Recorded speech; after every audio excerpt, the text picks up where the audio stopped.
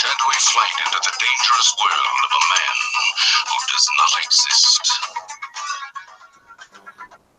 Good morning, everybody. Welcome to the Early Watch. I am your host, Dead Horse. I got my awesome co-hosts with me, Tony and John. How you guys doing today? Hey, good morning, people. I'm great. How are you today, John?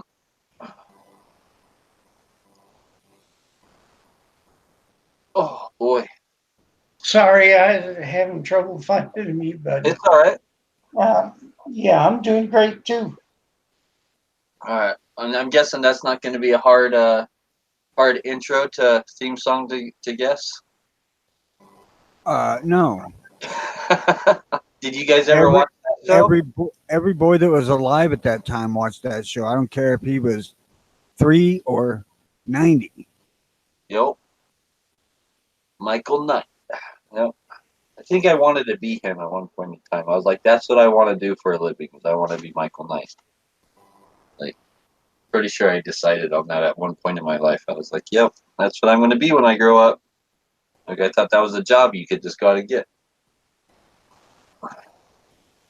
Yeah, that just proves that they had self-driving cars back then. Yeah, yeah, right.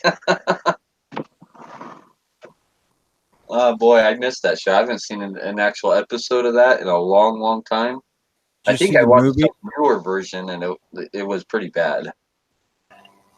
The movie to the newer version wasn't that bad. The pilot. Oh, I don't think I've seen the movie. I think I just saw some random episode in the middle of the season or something of it, and I was like, "What is this? Ain't Knight Rider? What's going on here?" Like this. If I remember correctly, they went into a little bit more detail about how he got there. I don't know. It's been freaking years and years since I've seen it. Oh boy, 2A news today. We had a lot going on over the weekend, didn't we? Did you get any emails, Tony? I did not.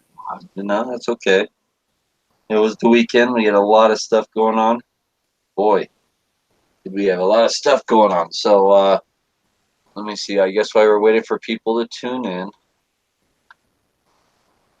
let's see here. I will start talking about. Oh, we got Gun Loving Grandpa out there and DTP Gun Channel side. We got Sean Ponery and John Brown Productions. So while we're waiting for them, I guess I'll talk about a story that isn't important to me. This damn yeet.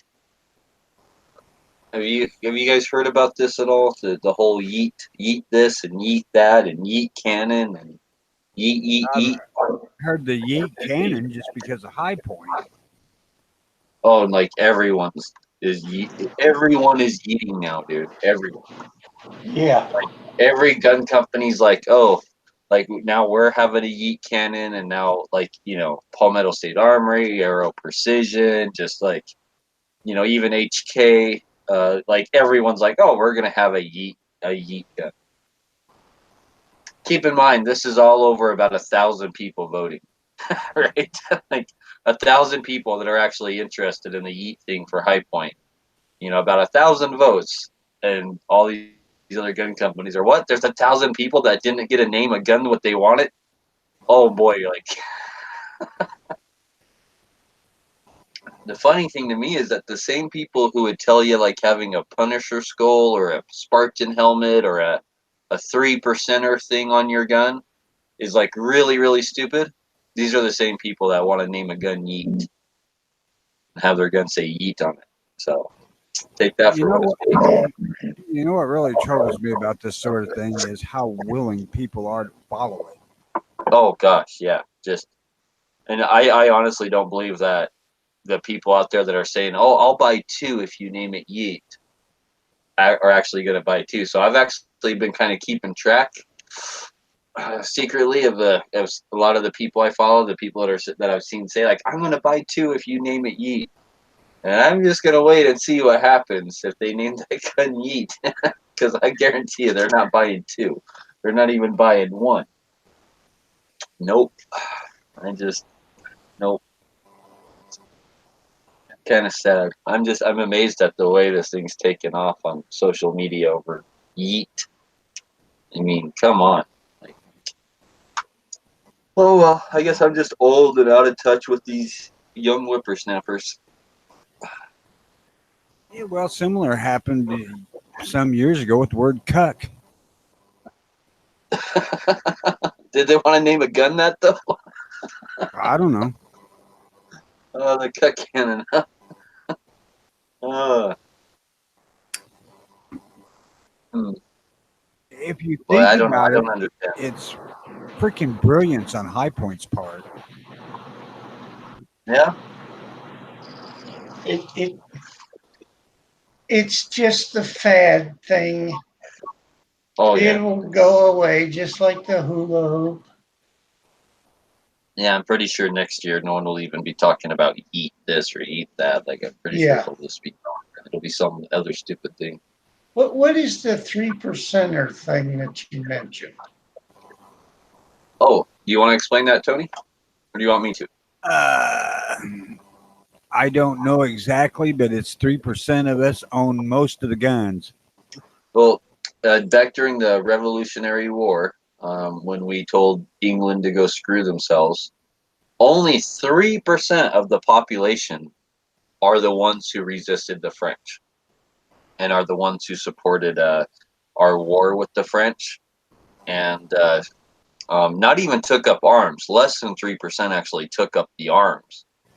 But only 3% of the population there supported the war and wanted to succeed or secede from the British government, right? So it only took 3% of the population back then to say, you know what, we're gonna thumb our nose at Britain, and so that's where the 3% comes from. Now, see, that's Okay, complete. I understand now.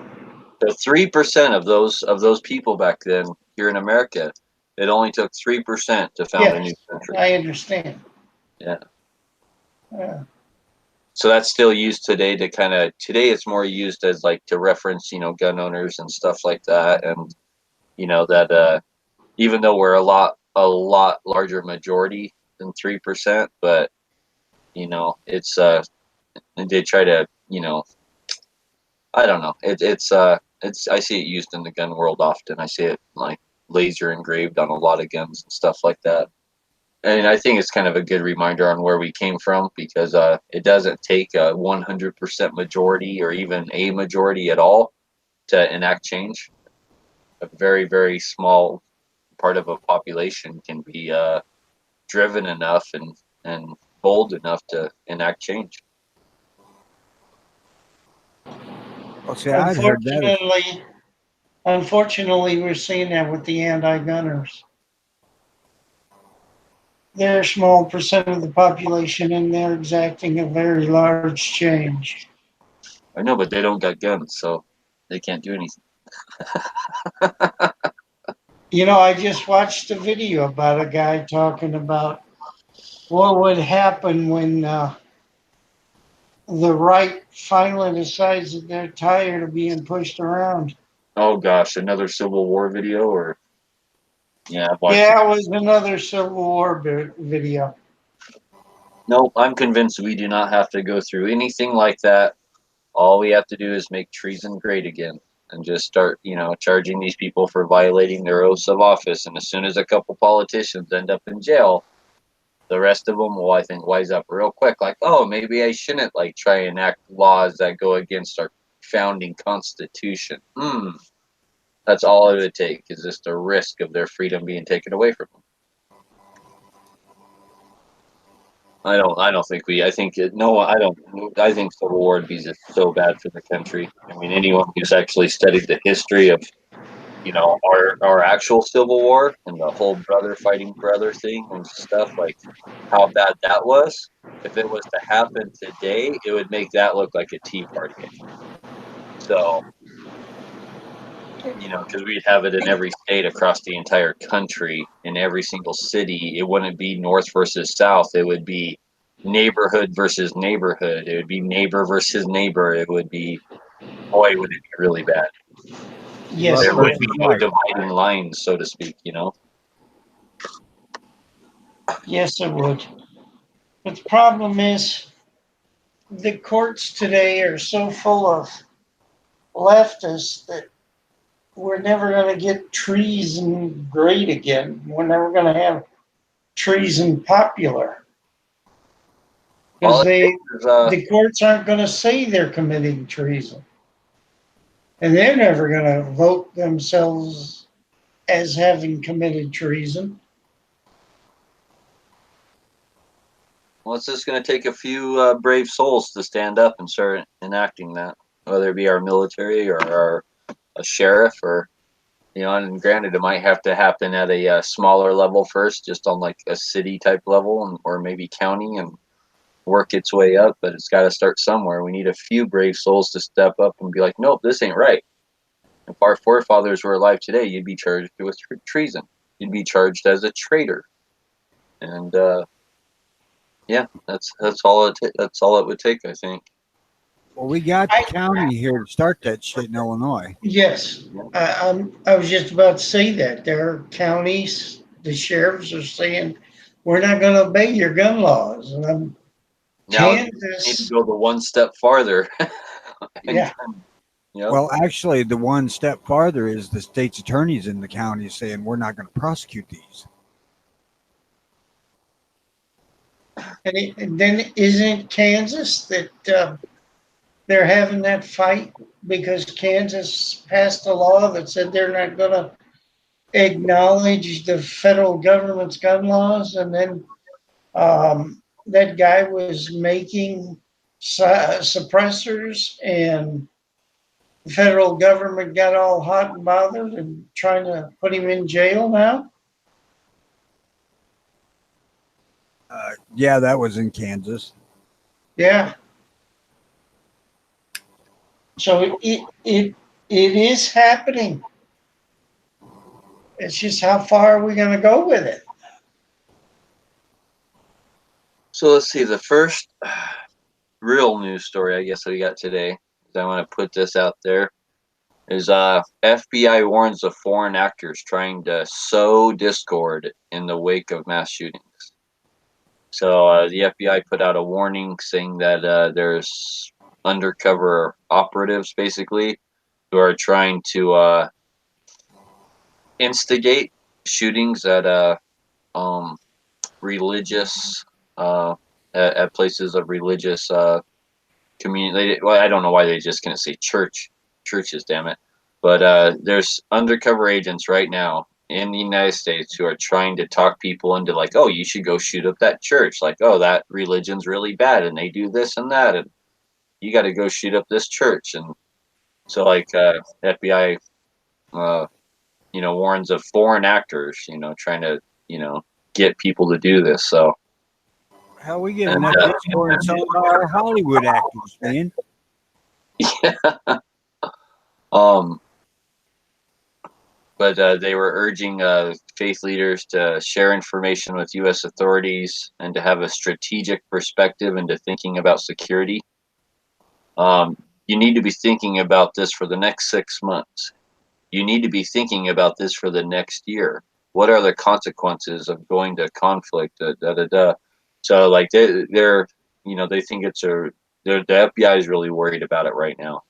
And if the FBI is actually putting it out there, there's probably some truth to that. I'm sure that they have some kind of word down the pipeline or something that that something's might going to happen, or that there's someone out there actively trying to get people to do something like this, right? Well, now, this is, if you give it a little thought, this is a natural progression. You have a group of guys fly planes into various buildings. Well, then we all of a sudden don't trust any from the Middle East.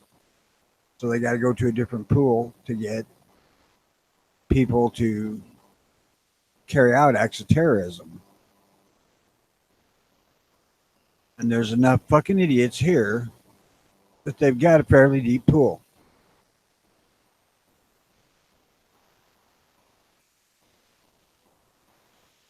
What? No, I'd try that. But I just thought I'd put that out there. It's not necessarily 2A Well, related, but I don't know if you guys. Do any of you guys go to church on Sunday? No. I used to, but the thing I want to say is, people. There are people out there that are their brains don't work like everybody else's. You can call it mental illness, you can call it whatever you want, but it happens on both sides, as far as I can tell. You got these people that they're atheists and they preach their atheism, and these these people that aren't quite mentally stable come in, they hear this. That's what happened in Christchurch. That's what happened in that church in Sugarland, Texas. These people, they hear this stuff, they keep hearing it over and over again, and they get the idea to act. Like this kid that did the Stoneman Douglas High School there. He kept getting it over and over again in the media, in the TV, and one day it got through to him. And I Well, hate I to don't say think everybody. it's, in fact, I would say it's less atheist than any other group. But Well, it's not just atheist. It's leftist. We can even have the same or problem and other religions, with right? It's our everybody. you religions, and us in the gun community can have the same problem with people who come in and they're not quite right, but they want to be part of the community, and they keep hearing us talking about Second Amendment stuff and all that. And I don't think it's ever I really think these happened, but officers are it very, could. very smart, and I think it's a lot easier for them to talk someone in with maybe a Right, lower IQ or a mental who are mentally disabled to talk one of those people into doing something like this versus a sane person, right? So Let's right, I also, think these undercover agents are smart and they're targeting certain individuals and then right, pretending to be their friend and stuff like that, and then talking them into it. right, it's also the fact that these people going from being completely invisible to being mainstream media headlines. Well, yes, and that's why I don't like to say their name anymore. I kind of told myself, like, you know what? Like, however I got to say it, I'm not going to say their name. I'm going to say, murderer or whatever, but I don't want to say their name at all. And I wish the media would take that point, like, oh, this murderer, da da da. And if people really want to know the name, they can take it upon themselves to research it. But I don't want to hear their names at all. I don't want to hear their names. I don't want to speak their names. I don't want to give those guys any sort of attention to the person, right? Like I can right. talk about what they did, but I don't want to talk about the person at all. And, as far as the church side of it goes, I'm a Christian. And I see lots of Christians out there that need to go back to their friggin' Bible and read what Christ actually said because they're missing the whole point. Well, that's the problem with interpretation that people can twist words in books to, mean different things, and especially a book that was 2,000 years old, basically written in a different language, right? They can twist the meanings of that, and that's the sad part. Is it's not just the people; it's the people who are supposed to be their teachers too, interpreting the book in different ways. Yeah, it's like that Baptist church with the nutcases that go out and attack all the people at funerals and everything. What's the name of that Baptist church? South Springs, something or other. I I don't remember, God, I but just you know had what that in I'm my head. talking about. Yeah, So Wellsboro. you yeah, can you can find misinterpretations in any religion, yep. or any non-religion, like the atheists and the leftists and the socialists. You can, you know, Well, for I all agree those with out that. there who claim to be Christians, I suggest you go through the Bible and read Christ's words. He's pretty clear and straightforward on some of this stuff. Of course, there's a lot of parables too, but yeah. But the parables usually leave you with an idea of what he meant. So my next story here is country music. So when I think about country music and stuff, I usually think about people who are pro freedom and pro gun and pro America. I think nails on a chalkboard. Well, I'm talking about the actual people, not the music, right? Like just the actual people in that community, that listen to country music are usually, they're big trucks and, they got a pickup truck, they got a dog. Rednecks is what you're after. Well, I'm trying not to use stereotypes like that, but, that's what I think of when I think country music, right? And so an article came out from the Taste of Country. 19 country artists who are in favor of gun control. I was like, what? So I'm not gonna get into the story. I'm just gonna read their names here so you guys know maybe who you want to support and listen to or buy albums from or whatnot. But I think it's important to, since these celebrities want to be so vocal about, wanting gun control, we can be vocal about, hey, I'm not gonna buy your music or listen to it or whatnot. But Tim McGraw and Faith Hill, Maureen Maureen Morris, Tyler Hubbard, Reba McEntire, Eric Church, Taylor Swift, Dierks Bentley, Lady Antebellum, Little Big Town's Karen Fairchild and Jimmy Westbrook, Brothers Osborne, Roseanne Cash, Sturgill Simpson, Margot Price, Lee Bryce, Lori McKenna, Cam, Christian Bush, Jennifer Nettles, Josh Abbott Band's Caleb Keeter. So those are the 19 that came out in this article, and all these people are in favor of gun control. There's the persons that are truly not really country music people. They come into it to make money. To make money? And maybe they like it and all that, but they're not like the Johnny Cash of country who it was just in his blood. And I'm not saying any of these people are bad. They're entitled to their own freaking opinions. And oh yeah.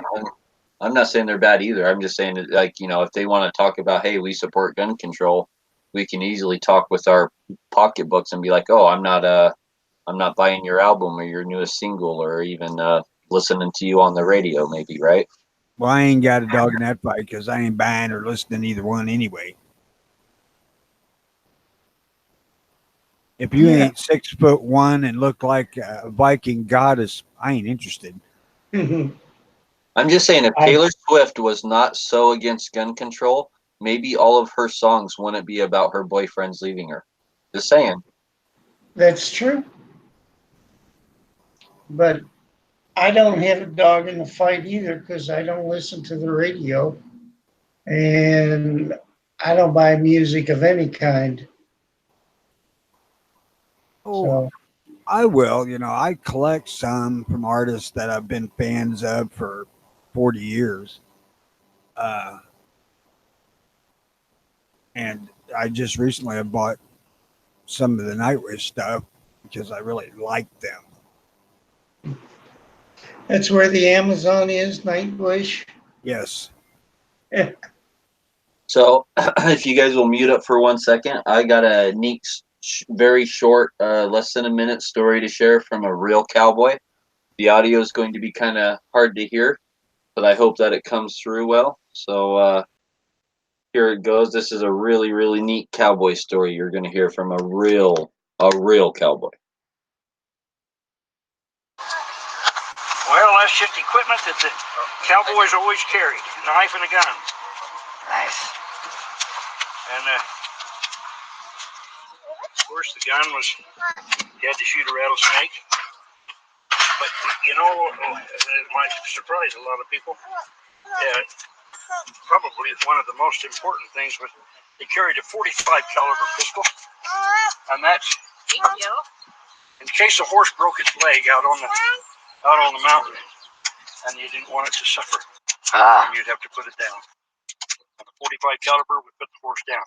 The other purpose of the 45 caliber pistol was if a cowboy got thrown and hung up in the stirrup and was being drugged, he would have to turn and roll just enough to get his pistol out and shoot the horse, kill the horse, or he'd be dead. Oh, wow. Yeah, you don't see that in the movie. Well, just a little short excerpt there about the cowboys and the 45 pistol. You're not going to hear, like he said, you're not going to see that in the movies. Who was it? A old cowboy. I think this was taken at the Pioneer Festival. Just a gun company here ran into this old cowboy and just started. He was telling some cowboy stories and just started filming them. And I came across it since it was local here in Utah, and I was like, hey, like that's very, very interesting. This is a real bow-legged cowboy. I You mean, will see them put down a horse a lot of times, and that's pretty common. But not shooting it while it's dragging your ass out of a hung-up stirrup. Yep. I've never seen that. I think one of the greatest things on the movie Wyatt Earp was when Kevin Costner was driving the freight wagon and the guy was laying on top and he tells him to shoot the horse.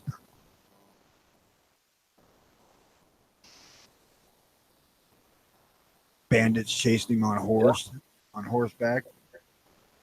Well, that was a common thing they don't show in a lot of even like Civil War movies or something. They don't always show that, hey, you know, the horses were kind of like a shield for these guys, and the horses took them. I mean, a lot of horses died.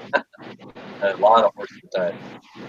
Well, you know, that's why they had the 45 Colt in the Peacemakers. The Army wanted a handgun that would take down a horse. Yeah. I mean, you can't get, if you're not close enough to him, you shoot the horse and then go kill him.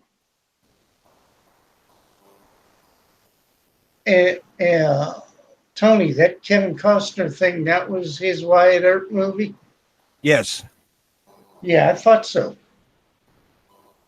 Yeah, that was right in the beginning when he was just starting to head west. And he was working, I think it was before he worked at Hunt Buffalo. So he was driving a freight wagon and they were trying to be robbed by a group of guys. And he tells the guy that rode shotgun to shoot the damn horse. Yeah, because he can't chase you if he's not got a horse. Riding a horse is a great big thing. Mm-hmm. And then Nice target. I got a little bit of sad news I want to share today, but I think it's important to get it out there. Oh, God. Hey, David. Hey, David. Morning, gentlemen. Was it David Hey, showing David. up in the sad news? Hey, David. I wish it was. Unfortunately, it's not. So it's a sad day in the veteran and motorcycle community. Oh, God, I heard this. Yep, 7 Marines were killed and a couple more were injured when a truck driving the wrong way plowed into the Jarhead Semper Fi motorcycle club and came into head-on traffic. This truck did, and ran into a whole entire group of motorcycle riders who were veterans of the Jarhead Semper Fi motorcycle club. So 7 Marines were killed and like more injured. So it's a very, very sad day out there in both the veteran and motorcycle communities. God, the leader of that club was freaking crying when they tried to interview him, wiping tears the whole time. It's sad. Very, very sad. So I'm not sure if they have a GoFundMe. I'm assuming they probably already have a GoFundMe set up. I'll try and find that and post that out there on the front page of gun channels. But that might be a good worthy cause to donate to. 7 people's lives were taken far, far too early, and very, very sad day for our communities. I don't want to spend too much time on that, but just keep them in your thoughts and prayers. And again, I will be searching for a GoFundMe for these vets, and to see if we can throw some money their way, because I'm sure they have families and all sorts of people right now that are in a world of hurt. And with that, we'll move on to my next story of today. So this one comes from Markets Insider, which is basically a stock market, commodities, cryptocurrency, stuff like that. News station or news website, so to speak. They released an article saying gun and ammo sellers are suffering from a lack of fear-based buying because no one's worried about gun control under Donald Trump. So this story came out on Saturday, and I read that and I was like, man, no one's worried about gun control under Donald Trump. That doesn't seem to be what I'm hearing in my gun community. Obviously, they're talking from like 2 years ago. Well, yeah, maybe 2 years ago, but this story just came out on Saturday, so I'm like, wait, this is the guy who just did bump stocks, the guy who's threatening red flag laws, and the guy who doesn't like suppressors. So I don't know. The lousy prick that said worry about due process later. The thugs of the NRA are not scared, and they need to get scared. We know that. Hey, I'm part of the NRA, damn it. I'm not necessarily scared because I don't own any silencers or ARs or AKs or any of that shit, but I'm still against all that crap. Well, I know. This last May, more background checks were performed through NICS than any other May previously in history. So I think the guy lost the article on his desk for a couple of years. Something, right? He's talking about, see, again, this is a stock market thing, right? So he's not looking at people. He's looking at like the actual stocks of gun companies, right? So here he says, other firearm merchants have struggled too. Net sales slumped 13%, and earnings per share dropped 9% at Ruger in the first quarter of 2019. So he's looking at numbers like that, and not necessarily what people are actually buying. That doesn't mean people aren't buying guns. It just means people, I guess, didn't buy a lot of Ruger guns the first quarter of 2019. Well, I helped supplement Ruger's bottom line when Trump got elected. So ammunition purchases in North America were 30 to 40% lower. Let's see, between the end of 2016 and the end of 2018 than in almost 7 years. Why do they not include reloading supplies? Because that would tell a different tale, I suppose. You think so? I don't know. There's some of us that decided to stock up back when Trump first got elected, maybe even before that. So I started back when I thought Hillary was going to become president. Yeah. Well, that's one thing I'm thinking. So they also say Smith and Wesson, right? They say Smith and Wesson. John, you got a bunch of background noise coming through there. They say Smith and Wesson shipped around 820,000 fewer handguns and long guns in the year to April 2018, compared to the previous fiscal year when consumers feared Hillary Clinton would be elected. Right? Well, of course. Like, people panic bought when they thought Hillary Clinton had a chance. All the polls, all the media was telling us Hillary Clinton was going to win. So of course a lot of people, went out and panic bought, which drove gun sales and ammo sales through the roof. And then they're talking about how Smith and Wesson, their sales are down 230 million right now, Well, compared to what it was then. Well, of course, that doesn't mean that they're not selling guns or anything. That doesn't mean people aren't worried about it. It's just that we don't have a Hillary Clinton right now, and plus, it's 2019. It's not 2020 yet, right? And Smith and Wesson and Colt, both of those guys have made some boneheaded moves that I don't know why they do it, but even Remington, they tarnished their image with something bad, and I can't recall what Smith did, but there was something that I thought was weird. And people will go to other places to buy stuff because they don't trust them. Oh, I know what Smith did. They had a real problem with quality control with their freaking barrels having the front sights canted. That'll do it. No one wants a a gun with a front sight that's canted.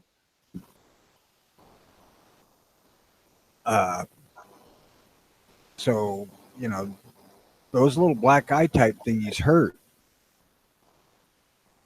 And why the hell would you buy a Smith & Wesson and get a crooked sight when you can buy a Taurus for less money and it'll have straight sight on it, possibly?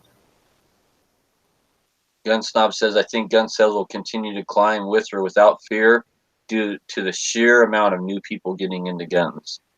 I also think what type of guns people are buying has changed drastically. It did for me when Trump was elected. I opted not to buy more ARs, but went with less likely to be banned guns, i.e. bolts and levers. Yep, I think that's a big part of it. People are buying guns they want, not necessarily guns they don't think they're going to be able to have down the road right now. DTP says, I think part of it is the non-political gun owners not being scared, and part is the political active owners having stocked up over the last decade. I would also agree with that. Gunstop says, I'm worrying more and more every time he opens his mouth or he tweets. No shit, man. Ain't that the truth? I was I chose to reload because I've been doing it forever, and originally I started reloading to get more accurate rifles, but when there was the risk of, part of it was the continuation of Obama, because I thought that was a possibility, and Hillary, I decided that I would reload everything I owned that I could. And I set about getting everything I needed to do that. So I don't buy ammo, anything except 22 LR. I haven't bought ammo in several years. Although, if I get my turkey permit, I'm going to have to buy shotgun shells. I haven't started reloading shotgun shells yet because I don't really use it.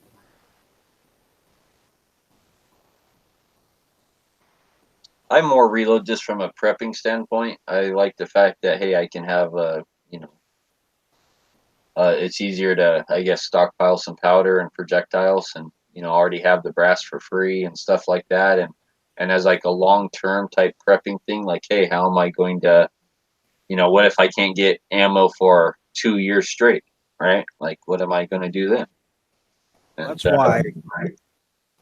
that's why I have like 22,000 rounds of 22 LR, because I first got back into shooting, I could not get it. I mean, unless I wanted to go match grade shit that was like 50 cents a round or whatever, I couldn't get 22 LR here.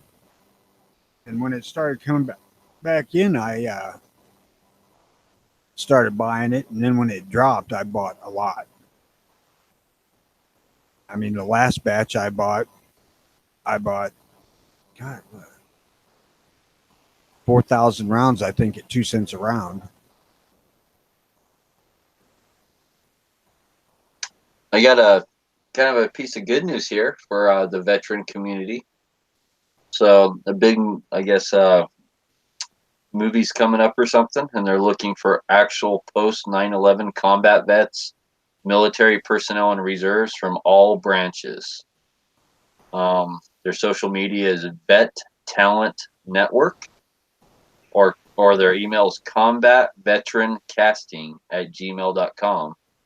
But you can go over there and basically send them a recent photo, tell them about your military service, give your name, da da da.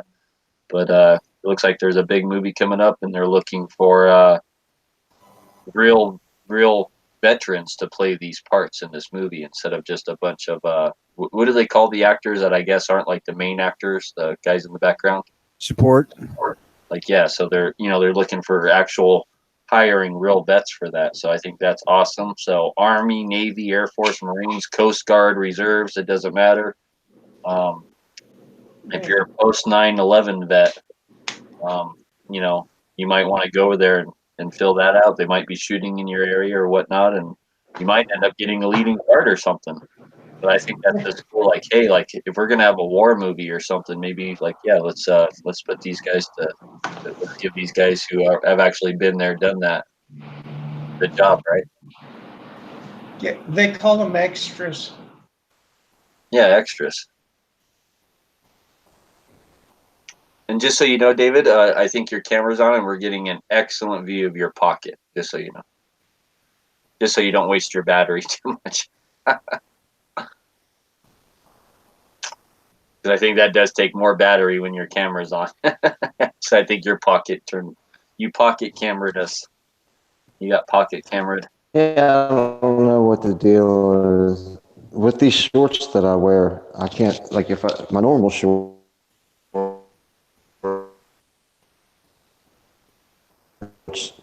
that doesn't roll in my pocket.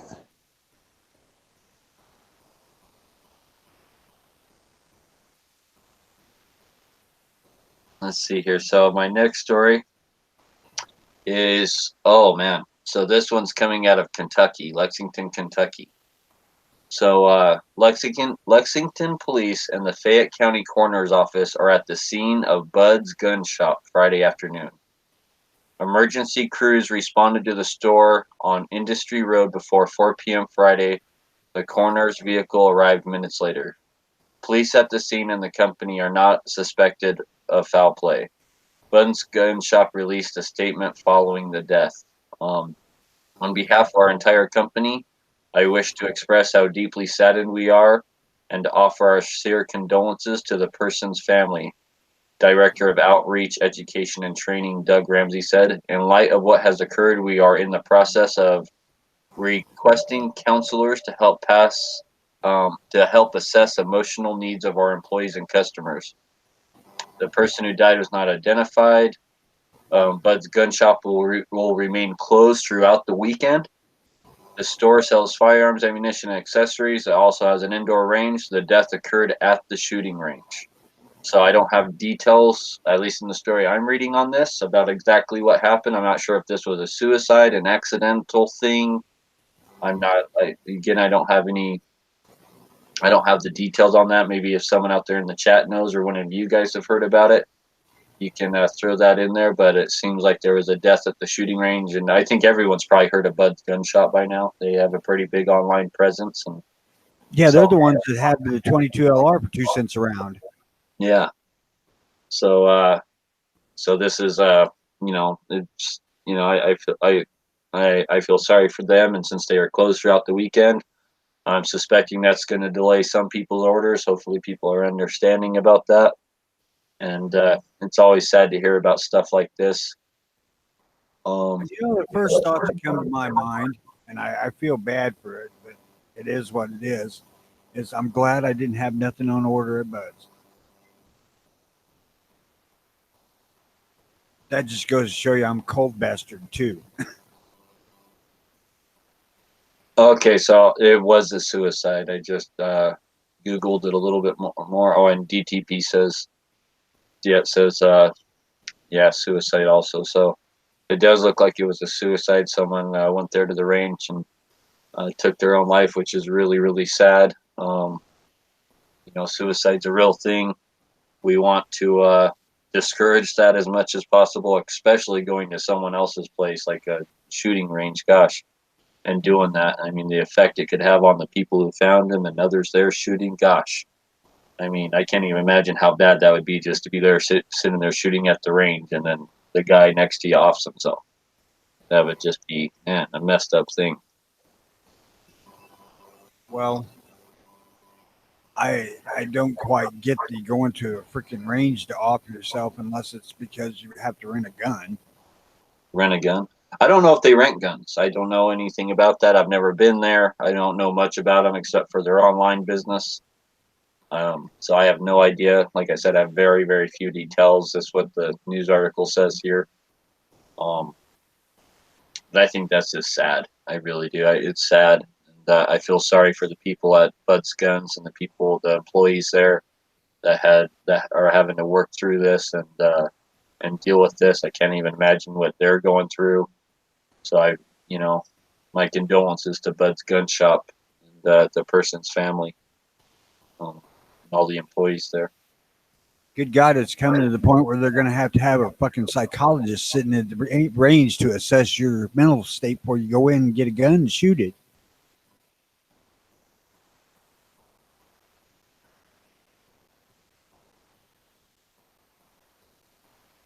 Let's see here. Oh, Hey, back to the ammo thing and Yeah. you talking about starting reloading for prep. What was your game plan for lead? casting. I bought a little Lee smelter. No, I mean the acquisition of lead. Oh, I have some old brain gutters and stuff like that. That were from like way back in the day that are just kind of sit out in my backyard now. And there's plenty of projectiles, and I try and every time I come across it, whether it's from one of my friends who owns a mechanic shop here or from just anywhere I can get it, I've just been kind of stockpiling it here and there. And that's and not only that, I do have a large selection of actual already cast bullets. I do need to get some more actual casting stuff because really the only thing I can cast right now is either round ball, 50 cal round ball, or 41 mag. So I need to get some more molds, but I have 3 different 41 mags, so I'd at least have 3 pistols that I could reload for, and then I said a black powder rifle. I can cast for everything I got but 30 caliber and 22 caliber. Probably the next thing I'm going to get is to cast for is probably something like 45 and 9 mil and like 38 special. Well, Lee's 9 mil says you can use it in 38 special and 357 both, all 3. Yeah, probably since it's this light, you'd probably be all right with that. Because I know the 38 special is we're talking like 356 of 9 millimeter versus 358 of 38.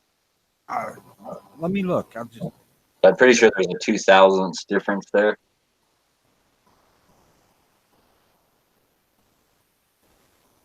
But that 2,000ths probably ain't gonna make a whole lot of difference with just cast. 9 millimeter is supposed to be 0.356 and 38 is 0.357. Well, that's 357 if it's a full metal jacket or plated bullet. If it's a cast bullet, then I think it's supposed to be 358. These are 356.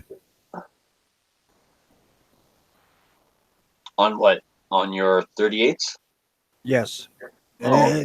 It's for 9 millimeter, 38, 357. There was several rounds that it could be used in. I don't know. I suppose the hit of the gunpowder on the back, it might expand it a little bit and make it work. I don't know. I'll find out after I try it. I only wanted it specifically for the old lady's gun anyway. I didn't really care about casting 9 millimeter. I got a couple thousand bullets for that. And honestly, I don't shoot the 9 that much. I like to do it a couple of times a year, just to make sure I still know how to work it. Let's see out there in the chat.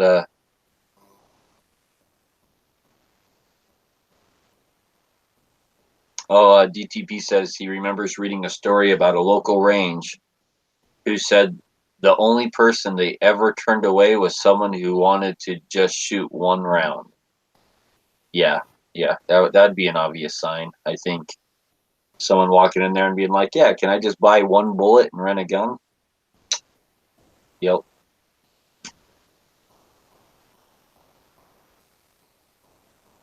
Yes, there's going to be $1,000 range cleanup fee deposit, please. No, it wouldn't even be worth that for the suffering and stuff. I mean, I'm sure some of those people are traumatized.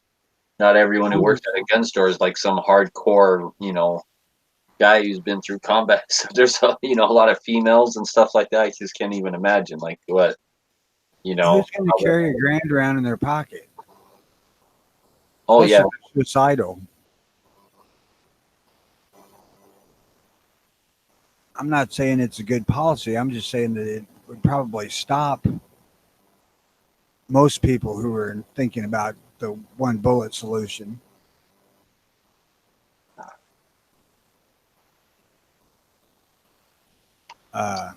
Now, they better check, be sure the guy didn't get shot in the head twice.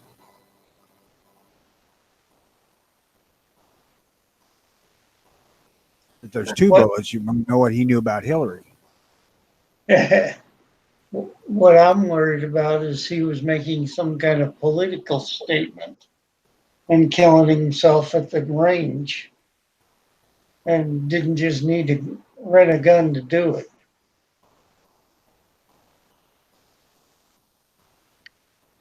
That's about the only reason. There's two reasons you'd go to a range. One's to get the gun if you didn't have one, or if you already had the gun, it's to make the statement.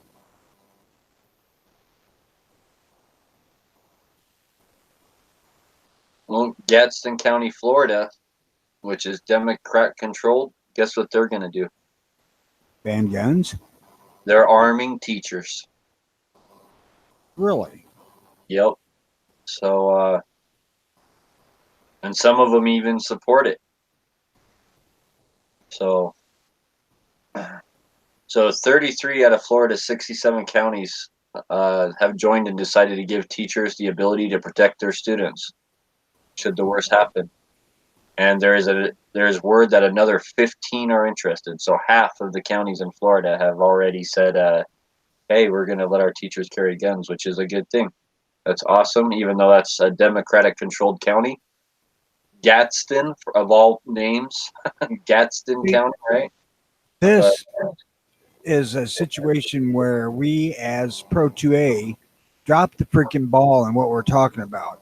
We should not be saying armed teachers. We should be saying armed employees. Oh, okay.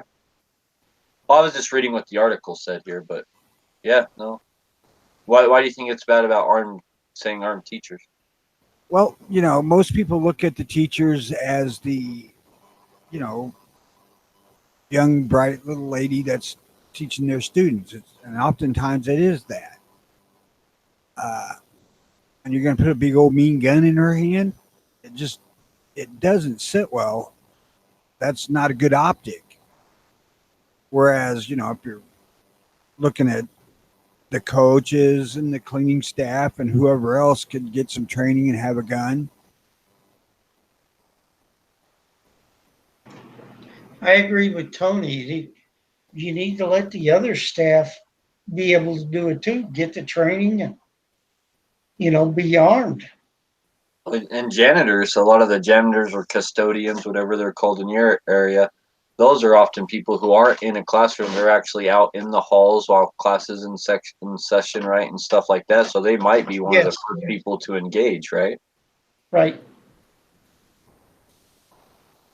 I have always been in favor of allowing teachers and school staff to carry if they want to, because that not knowing who may be carrying is powerful.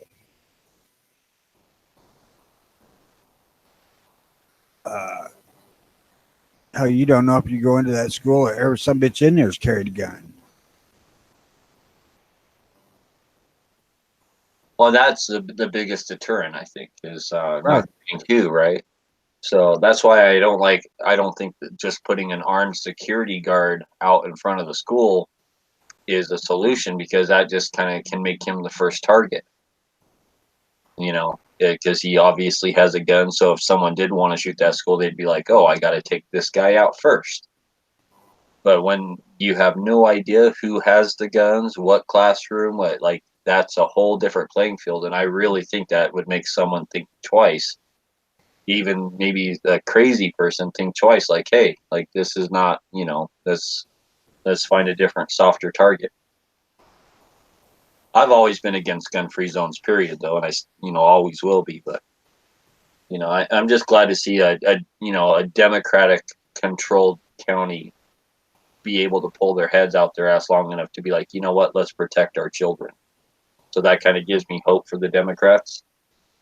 Well, we mentioned this here sometime last week. Not all Democrats are anti-gun. Yeah, exactly. They're not. And even as much as we like to say they are and stuff, they're not all of them are. Right, yeah, but the problem is the vast majority of them are pro-party before they're pro anything else. And when it comes down to the party says screw the guns, they will all step right in line. That's probably true. Well, it seems to me that when kids start dying in the county next year, as you try to make changes, is what I'm seeing in Florida. And And you know what? be If they honest, do this and they don't have any accidents and there's no school shootings, and they have time goes by and enough statistics come out, maybe that'll open up their eyes. Like, hey, we have guns right next to our kids, and like nothing bad's happening. Maybe these things aren't maybe it's the people behind the gun, not the gun, right? It might enlighten some of them, hopefully.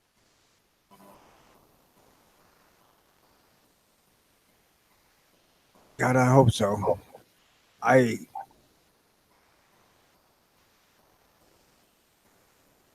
The whole gun-free zone's stupid fucking idea. It really is. And I see it. Well, look at where all these murders take place, all these mass murders. Look at where they all take place. They've all been taking place in gun-free zones. They really, really have. I mean, that makes it an easy, soft target when they see those signs. Well, I'm not going to go so far as to say that that's the reason the targets are picked, because in a lot of these, the person that committed the heinous act was tied to the place in history. That's true. But it's easier to conceive of doing this when you know you face no opposition. So, here's some scary news coming out of Detroit. So, life and death and 911. Thousands in crisis left waiting for Detroit police. The reports prompt the removal of their 911 director and new policies implemented. So, over a 20-month period, 650 Priority 1 calls took more than 60 minutes to receive a police response. The calls included reports of active shootings, rapes in progress, felonious assaults, armed robberies, armed attacks, and suicides in progress. So imagine sitting there being burglarized, raped, shot, assaulted. Takes more than 60 minutes for police to arrive. Well, this is trying to put a bad light on Detroit, but it's pretty. Well, I'm not trying to. I'm just throwing it out there in general. I'm talking about Detroit. It can the happen. article itself is kind of saying, look at Detroit, but it's anywhere. If the cops are busy, they're not going to pull off what they're doing if it's serious to come to another serious crime. They can't.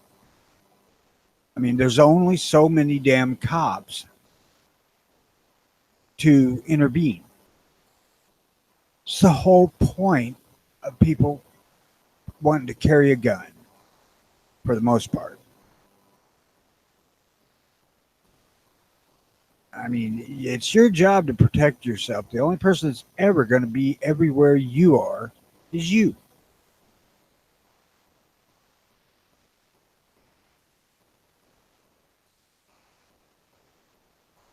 At one time, the city touted some of the fastest response times to 911 calls at a mere 13 minutes for priority one calls. Now, take that into consideration and think about that. They were reported one of the fastest at 13 minutes. That's a lot of time for a bad guy to do bad shit. That's an eternity. It's, Just what the problem, the same thing, the problem with certain statistics is the same thing with like what you were talking about earlier with the gun sales going down during Trump. Is there's so many other factors involved in broad statistics like that. You know, you're talking about the police response time. Okay, police response time out in the middle of Oklahoma might be 10 minutes, but what if you're in uptown Manhattan and the local police station's midtown and it's rush hour? You know, it's going to take the cops a whole lot longer to get through downtown New York City than it is, tumbleweed, Idaho somewhere. Yeah, but where I was going was best case scenario 13 minutes. Oh yeah, I wasn't arguing with you. I was just saying when people talk about, the police can get there in 2 minutes. You don't need a gun. The police can get there in 5 minutes. You don't need a gun. Oh, that's fine. When you break down I think all the you need an statistics expert across the witness. whole country, yeah, you might get that. But when I live, like you Snob, for example, he lives 500 miles away from anything. So there he is right there. He could tell Oh, you he he's lives 5 entertainment million miles away from everything. So it Oh, might take the cops a week to get to his house. Well, when we had a grass fire, it was literally 45 minutes before they got here with the fire department. So, Now, what you were saying about that is, do they have a lack of officers, or is it a lack of leadership telling their officers, priorities? And So this article would really put a lot of blame, I guess, on the 911 director and the policies that were in place. So they fired him and are it doesn't really say if it's a lack of officers. It's just saying, we have this many calls, like over 18,000 priority 2 calls that took 60 minutes or longer. I'm going to suspect that there's a lack of officers because Detroit's so broke. well, that's what I was wondering. Hold on, just a second. Let me put my earbuds in. But no, I mean I don't think it's the 911 director's place to be deciding what officers go where.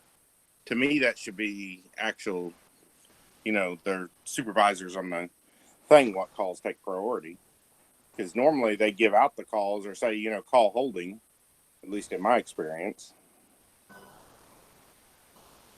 I don't know. The thing that stuck out the most to me was when they were good, they were one of the best, and the lag time was 13 minutes. That's a long goddamn time to wait if you're in a dire situation. Oh, yeah.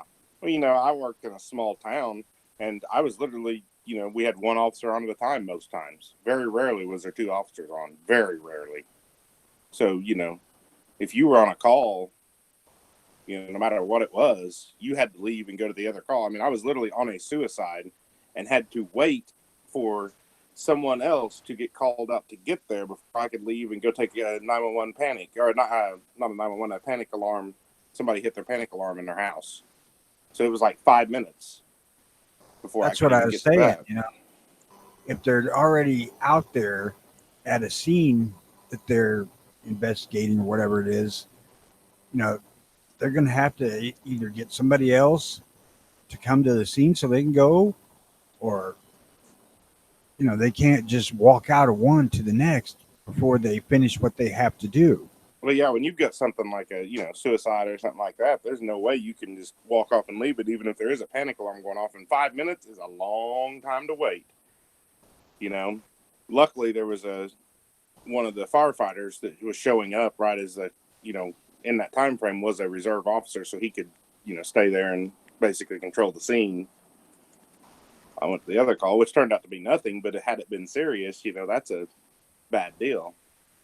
We've probably all heard stories about Detroit and stuff, and like by watching documentaries like RoboCop and stuff like that. But I've heard people tell me that have lived there, that there are certain neighborhoods that the police officers will not go into alone until they have like a whole team of police officers to go in there, right?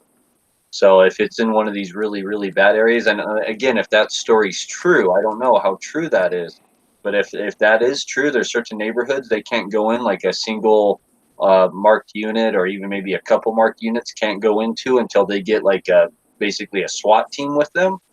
That could probably potentially add to these numbers too. Now, and again, I don't know how true that is, but someone who's lived in Detroit has told me that there are certain neighborhoods they won't even go into by themselves until they get a whole team of officers behind them. I mean, I could honestly see that to an extent. And that's another thing why I preach, y'all have, everyone should have some sort of medical training to an extent. I mean, even just basic knowledge of, stuff. Because there's another thing. Ambulance, fire won't walk in to a scene, especially if it's even if it's an accidental gunshot on a range, whatever. Doesn't matter. They will not show up they will stage a quarter mile away or whatever. But they will not go on scene until law enforcement is there. So you're waiting on law enforcement to get there, even if they get there first.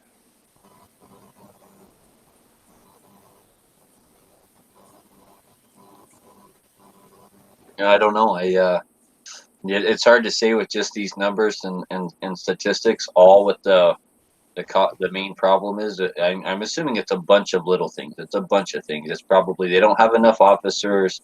It's like the bad neighborhoods. It's probably spread out over a large area. It's there's probably so many crimes going on. Like Tony said, if they're all the way on one side of the town dealing with a bank robbery and they got the whole force over there, and then something happens across on the other side of town, stuff like that. I'm sure it's a bunch of things like that. All rolled into one that's causing these type of times.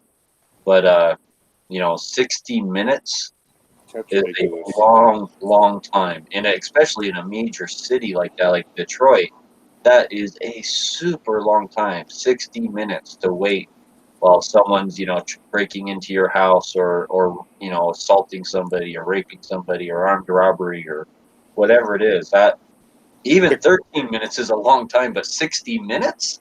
I mean the crime's done and this person's in the other county. What's that? I said the crime's over with and this person's in the other county. Or even a different state. I mean, that's ridiculous. But I know a lot of large departments, like even Tulsa around here, they won't go, on scene on a serious call, anything, armed robbery or anything like that. They will not go on scene without a backer. I mean, period. They will not go on scene without two there. And, you get in these rural departments, like where I was, or even the sheriff's departments around, you may have one or two officers on all night. So they're going on scene by themselves no matter what. You don't have a choice. If you're waiting on backup, you're waiting on a deputy to come from the other end of the county. Or for a reserved officer to wake up out of bed and read the message. Or they'll call the chief and wake him up, or whoever's the next in line to be on call to get out of bed, and they got to get out of bed and throw on some kind of clothes and get there. So normally we always had county to back us, but they had the county where I was at, the town where I was at was in a county that had 4 officers on at night, so they were pretty well spread out in the county, so they would all, if they weren't busy, there'd always be one in each corner of the county, basically covering the county. But then when you go to, some of these counties around here have 1 officer or 2 officers on at night, and you're talking a huge county, and you have 1 or 2 officers on, so they may be coming from the other part of the county to back you. So you don't have time to wait if it's anything serious at all.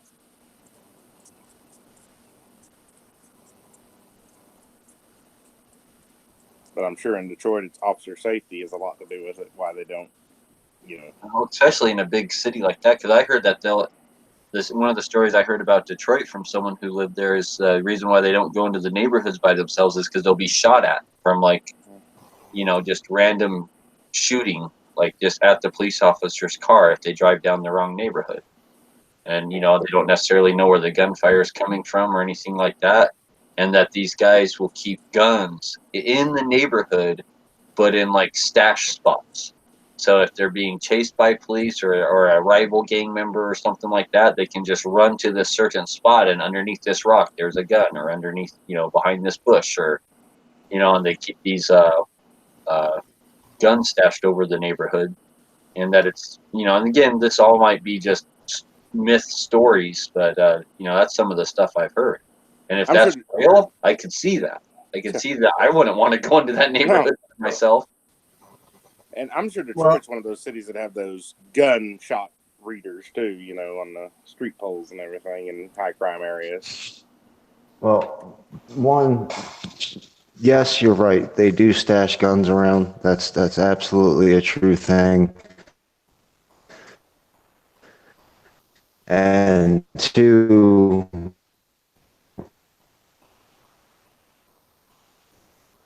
Just so you know, David, you're cutting out there. Baltimore's got anybody that lives in Baltimore. Oh, sorry. Is that any better? Yeah, that sounds better. Yeah, all those blue lights, bad guys know that's where the other bad guys are at. So if you're looking for drugs, go hang out under a blue light. But they're all over the place in Baltimore, and they don't do squat. So wait, so what blue lights are you talking about? The cameras that Snob is talking about, there's cameras on high crime area corners, and they're supposed to be able to tell you which direction gunfire comes from and stuff like that. But a rule of thumb in Baltimore is if you're looking for trouble, go to a blue light, because there'll be bad guys there and no cops.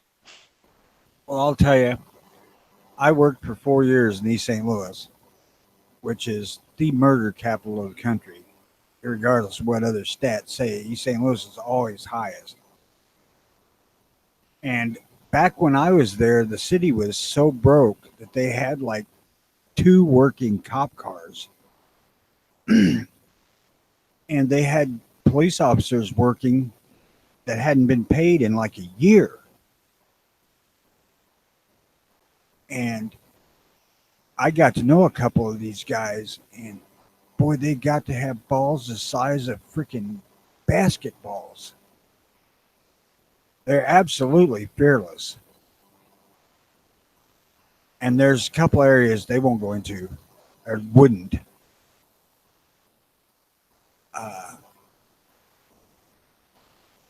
And it just, to think about it, it doesn't seem like it should be that damn hard to fix that shit. What Illinois ended up doing is sending the state police in. And they come in with, God, a dozen units, and just clamp down on everything. I mean, it was almost like martial law. I remember hearing some stuff a little while ago, but I don't know what has come of it. But of President Trump saying that he was going to send in the National Guard to Chicago or something like that a while back, unless the city did something. And I don't know what the city has done since then or what has come of all that. But have you guys heard anything more about that?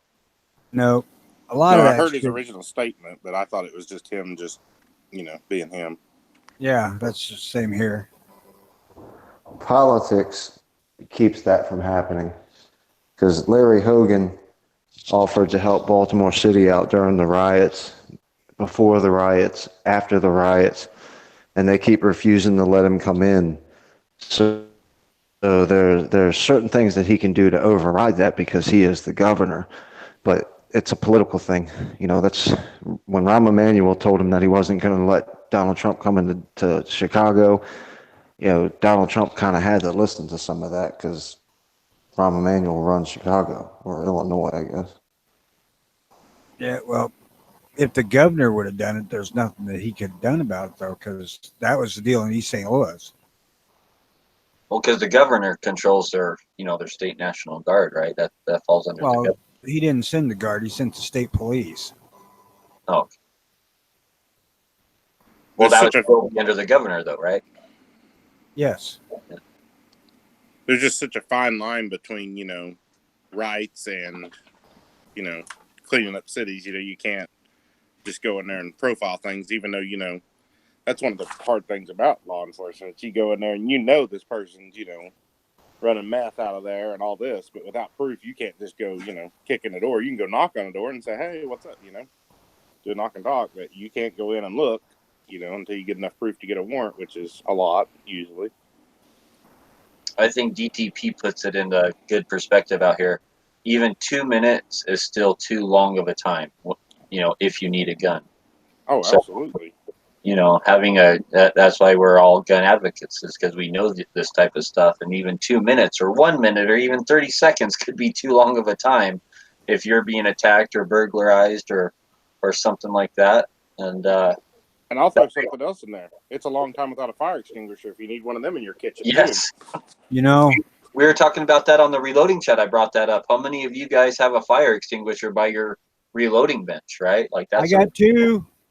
yeah. We talked about that on the reloading chat, having a fire extinguisher. I put it right at my feet when I'm reloading. I have it right here in the room. I usually have it hanging on the wall in the garage, but when I go to sit down to reload, I take it off the wall and I set it right at my feet, so it's right there. Hey, Dead Horse, that press I would get from son-in-law is progressive. I didn't realize that. Ooh, nice.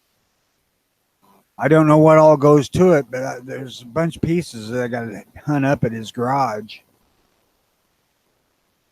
Ooh, that's nice. Well, yeah, we'll definitely have to put that on video and get that set up for you. Get you reloading on that. And that was a Lee, right? Yeah. Yeah, nice. I had a progressive press, and it worked pretty well after I replaced some parts on it, like the primer feeder and I broke some of the powder stuff, like when I was assembling it, the little chain and stuff. It, like, I don't know, it was kind of cheap made, but man, they were super. I told them I broke it, and they're like, "Oh no, we'll send it to you, no problem." And they sent me double, you know, an extra one after they sent me that one. So their customer service is excellent. Yeah, excellent customer service at Lee, and plus Lee, made in America. Yeah. Lee sent me a decapper for my 30-06 die. And honestly, I thought it was a problem because I didn't check the damn brass that I broke it on at first. And the one they sent me, I broke right away too. And I wait a minute. I got to looking at it, and it had a, what the hell is the one that's got two holes in the case? Boxer? Berdan? I think it's Berdan. Berdan, yeah, it was Berdan primed, and those will break your decapping pin right away. Oh yeah, those will break a decapping pin the first time you pull them. No, I went to using on that Lee progressive press I had real good luck with it, except for the primer. I ended up starting just it was That's why putting you the prime primer off the press. sideways. I just hand primed them. Yep, prime off the press on your progressives, and everything goes. That's one of like the things that messes up the most is the priming system on a lot of different presses. On progressive presses is the priming system, and if you prime off the press, that solves like so many issues. It really does. Well, I watched a video on it, and there was guys said that if you had the red primer feeder, and I don't know which primer it was for, small or large, that it would work. But if you had the other one, you need to contact Lee and get the right one or the non-defective one, whatever. I don't know. I The don't one know. I had was like a little clear triangle looking thing with a little black thing that slid them down, but I don't know. Yep. It had horrible problems. It was always putting them in sideways, you know, or something. Well, you had a Lee Loadmaster, didn't you? Yeah. Yep. That's a common thing on the Lee Loadmaster. But after I went to hand priming, it was absolutely zero issues. The thing on the Lee Loadmaster is it basically sets a primer on top of a pedestal, and then it has to balance on top of that pedestal all the way on the downstroke as that ram's lifting up. It has to balance that primer there. And that's if you don't have a completely 100% vibration proof and table and mounting system for that press, you will have tons of issues. I mean, if there is even the slightest bit of wobble in your table, you're going to have priming issues on that press. So if it's mounted super sturdy where there's no vibration and no wobble, then it doesn't work half bad. But the Yeah, that whole design, it's better on like most progressives. I think just to prime off the press. I really believe that it solves so many issues because that seems to be one of the most common issues on any progressive press is the priming system. I hear about it with Hornady, RCBS, all sorts of different priming systems that, that seems where these progressive presses can stumble. Yeah, I would say probably 1 in every 50 I would have problems with on mine. And mine should have been, mine was mounted to a bench that was mounted to the wall, so it should have been really solid, but I was still getting 1 out of at least 40 or 50 Yep. sideways. Or then sometimes it just failed to feed a primer, and you put powder in and powder runs out. You're like, oh, really? And is that the one that you're getting as the Loadmaster, Tony? No, The breech lock? Progressive Pro, whatever the hell it is. The breech lock Pro? Yeah, I think so.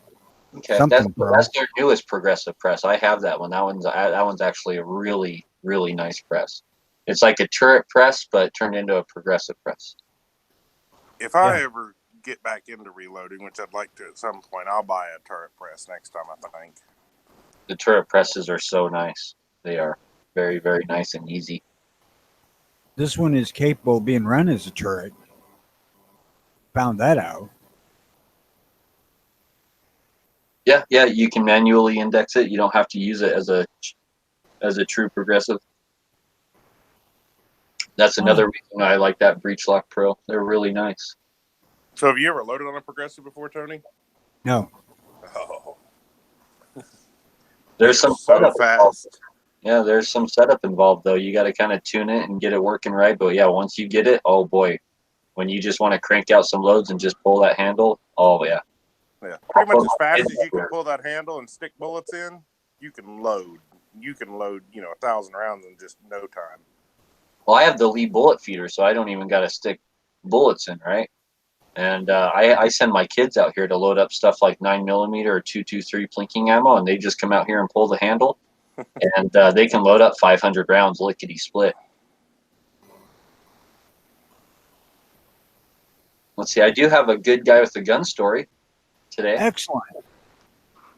So a man was shot 3 times after cutting a woman at a Highland home cookout, according to the Crenshaw County Sheriff's Office. According to Lieutenant Robert Fulton, the shooting happened on Simon Road during a cookout. The victim in the shooting reportedly slashed a woman. This is funny, the victim in the shooting, right? The bad guy, they're referring to him as a victim. Come on. So I want to change that. So the criminal in the shooting reportedly slashed a woman 7 to 8 times with a box cutter and then turned on the woman's boyfriend. The boyfriend pulled his gun and shot again, they try to say victim here, shot the criminal 3 times. I don't know why they want to use the word victim, but that was coming out of Alabama for the criminal. But I hate it when they do that, using the word victim for the criminal. Like just because the guy was shot, that he's not a victim. He was a bad guy. You don't want to call him bad guy, call him target. Now, why? I have a question though. Did it say that he slashed the woman how many times? 7 to 8 times. Okay, and then he turned on the woman's boyfriend. Why wasn't the boyfriend already? I mean, I don't know. Well, it seems like it made it sound like the boyfriend watched it till he turned on him and then he shot him. And if it was like a close-up struggle type thing, like maybe he didn't realize. Yeah, it probably took him a second to see what's going on, and then I'm sure he probably pulled his gun. I would have right away, but depending on the angle and everything, he might not have had a clear shot until the guy actually advanced towards him, right? And they may have just worded the story different than how it really happened. Too, yeah. So. And really, how many times does it take to slash somebody 7 times? Well, true. I think this was just like at a neighborhood cookout type thing. Like this was just out like a community out together, like a potluck type thing. He said he wanted his steak medium rare. Right. That's what you get when you make it well. Is this vegetarian chili? Oh, yeah. It's not. Oh. He said, "I want blood in my steak." So the woman had to get over 100 stitches. Holy cow! Wow. So this wasn't just a couple little like paper cuts, with this box cutter. So, And after the woman having to get 100 stitches, them referring to this bad guy as the victim in this, like, just, I hate that. That bothers me so much. I can't even, that makes me mad. It really does when I hear them use that word, victim, or the criminal. Well, that's because they try to imply that the gun is evil in Is- every use. yeah. There's no legitimate use for it. Well, that automatically implies that the boyfriend with the gun, who probably saved both their lives, maybe even more, it implies that he was the bad guy in this. When you call the bad guy the victim, it's that's what it implies. Is like, oh, if he's the victim, who was the perpetrator, right? Well, the boyfriend was. So he's the boyfriend with the gun's the bad guy. When he should be the hero, and the other guy should just be called the bad guy or the criminal Or the victim of justice. or victim of justice. I like that one. I have a Or question. the perpetrator. I could call him the perpetrator. Yeah. No, do you think, and this drives me insane whenever they do stuff like that, what you're talking about, but do you think these news people do this on purpose, or do you think they're just Absolutely. dumb? I think they do it on purpose. I think it's absolutely intentional.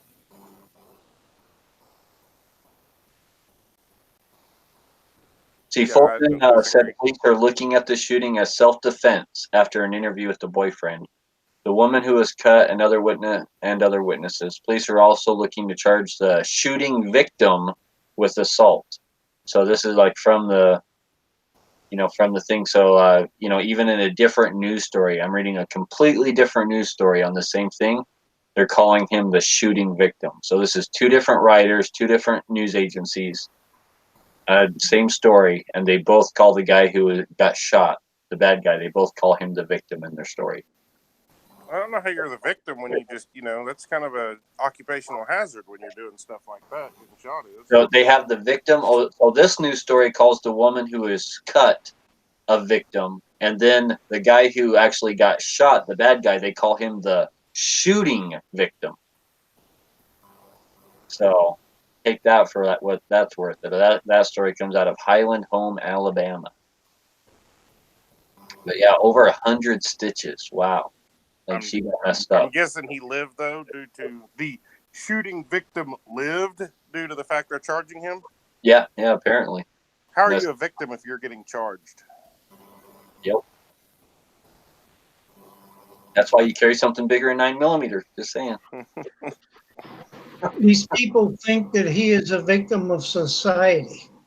Poverty and the system that demands we all make money to survive made him a victim. Guess what? That's why he had to go out and rob people and rape people and murder people because he's the victim. It's been that way for 100 years or more.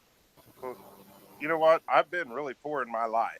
Really poor. Like, didn't know where I was going to find food for, times when I was young and just out of school and married and stuff. And I didn't go rob things. I just worked and worked and worked so that I don't have to live through that anymore. Yep. So Took I on don't a feel like it's a job. victim. Yeah. Yep. Took on second jobs, odd jobs, whatever you had to do. Yep. Borrow money. So I don't feel sorry for people and think they're victims of society because you can find stuff to do, if you want to. They just don't want to do those dirty jobs that they can get easily, right? There's a ton of different dirty jobs out there that not very many people want to do, but they always have job openings. You can get work. If you want work, you can get work. Oh, yeah. I've never seen a time that you can't find something to make some money doing. They're just too good to do certain types of work.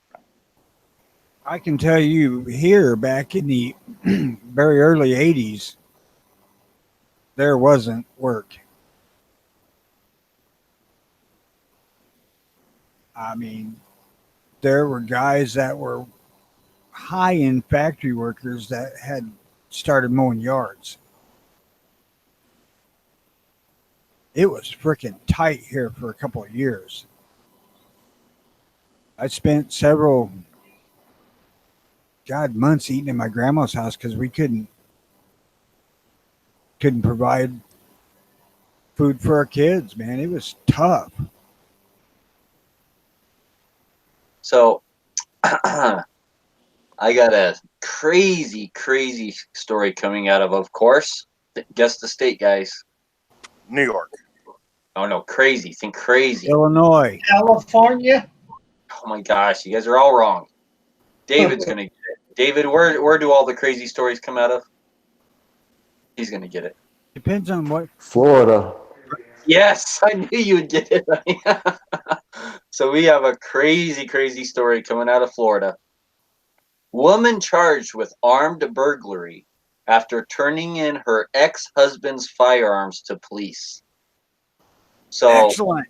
That's actually funny. I like this. So let me read this. I'm not going to read the story. I'm just going to give you guys the short version. So basically, this woman and husband, they go to divorce court and finalize their divorce. Leaving the divorce court, he, what's the word I'm looking for? Allegedly ran her off the road. Though I've heard reports that there were no damage to either vehicle to prove this, right? But she made a call and said, "Oh, like yeah, my ex-husband just ran me off the road in my car." So the police came and didn't even arrest the guy. So that's probably how little evidence they had. They didn't impound his car. They didn't arrest him. Nothing, right? But then I guess while he was being questioned, or I guess they detained him for a while, right, and brought him into the police station for questioning or whatnot about all this while they were figuring things out. So while he was being detained, she went and broke into his house, which she has never lived at, which she's never even been to, his new house. She went and broke into his house, stole his guns, and then took them to the police department and said, "Oh, I'm worried about my ex-husband using these guns on me." Right? And he just is going to get a domestic battery charge because he just ran me off the road, so he's not allowed to have guns. So, that's this wow, so guess what the police did? Oh, we're charging you with grand theft of a firearm and armed burglary. Now who's got the felony? What's that? I said, now who's got the felony? Yeah, now who's got the felony, right? And so, I mean, this is a whole crazy. There's a lot of he said, she said here and stuff like that. But everything I'm reading is kind of pointing towards this lady is just crazy. And If that's the case, then it's nice to see justice work right once in a while. and apparently the I guess domestic violence assault or whatever of him running her off the road or whatever is still under investigation. So I'll look forward to what comes out of that. I don't even know if this guy really ran her off the road or if they just left the courthouse heading in the same direction. And Yeah, she was probably texting her girlfriend saying, "Oh, I got $700 a month alimony. Check this out." Yeah. Ran off the road, not paying attention. and then had to blame somebody, right? Or just really wanted it, or maybe she didn't get any alimony and she was super pissed and was like, "Oh, I'm just going to make up a story." True, that is To very hurt true. him, right? Yeah, And if you've never been through a divorce, it can get nasty. yeah. Being through two of them, I know. I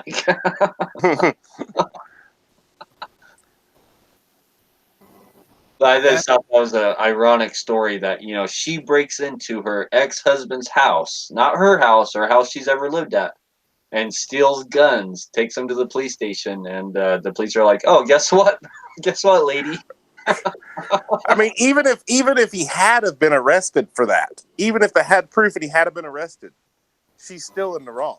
Yeah. Oh, yeah. She's still in the wrong, and I would love to see the look on her face on like the surveillance camera in the police station when they said, "Guess what? You're under arrest." Like, I would just love to see the look on her face. I would pay to see that look.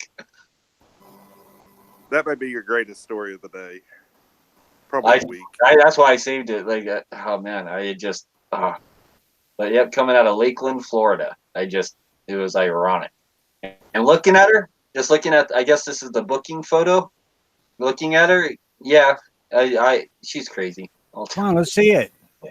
Oh, you want to see it? Okay. Let's see here. Mugshot. So here we go. Let me screen share this. Oh, let's see here. Oops. Okay, present to everyone. Screen share.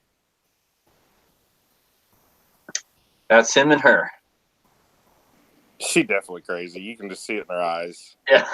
And he looks like he's just out. He's like, this is so ridiculous. I'm over this. Yeah, he looks like he looks like I'm just, man, I'm so done. What else can I do? I'm sure he's filing for a restraining order. Is what I'm going to guess. He's going to be the one with the restraining order on her. So yeah, domestic violence and lovers' quarrels and all that stuff's real. So choose your partner wisely, folks. That's moral of the story. I advise getting like really mad early on before you get married to see how that turns out. Then That ain't no doubt. you know, you want to see them at their worst, not their best. But no, I just thought that this was pretty ironic. It's, you know, justice has been served. And granted, whether he really ran her off the road or whatever, I mean, she broke into this guy's house and stole his gun. So, you know, justice was served. That was totally different than how I thought it was going to be. I thought it was going to be, you know, whenever they left court, she took his guns out of her house, you know. Wasn't their house. It's Yeah, a house she never lived. She's never even been inside of. She's never been to, didn't have a key. She's never lived there. You know, it was basically his new residence when they were going through the divorce. So she had never been there or anything. And she literally broke in. I think I read that she broke in through a window. So she broke a window and climbed through the window and then took all of his guns and drove them to the police station and then admitted to the police, like, oh, I went and broke into his house. This brings up another important point, though. When you get a divorce, change your code on your safe. Yep. I don't know if he had them in a safe, but, you know, she would have probably known the code to it. See, if I had a safe, I wouldn't tell the old lady the codes to it. Or if you're going through a divorce and you so happen to still be living in the same residence or have had a shared residence or whatnot, where they still might have a key, it might be a good time to call on friends or family members or even rent a storage unit somewhere. You go, you know, put your firearms in or something like that. That might be a real thing to consider.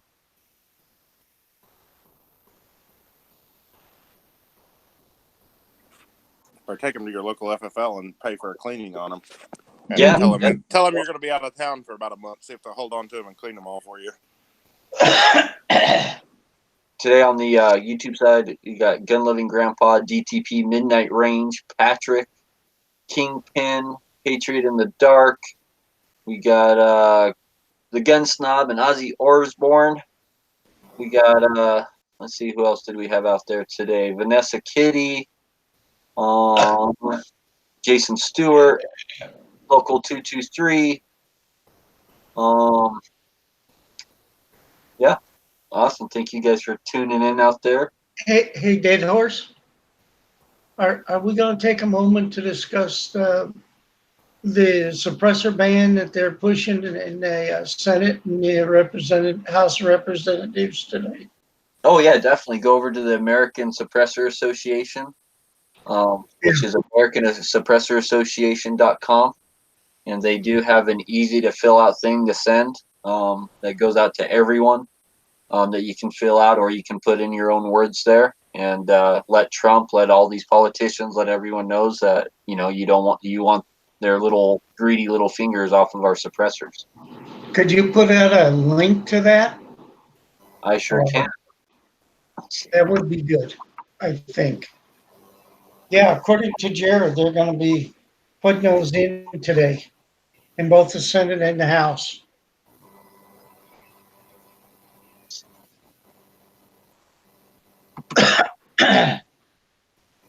Well, who sponsored it in the Senate? I'd have to go back and look Menendez. his. Bob Menendez. Senator? Yeah. Yeah. He's the one Yeah, that's I the think main he's one. from New Jersey. I think the House of Rep is New Jersey also. Yeah.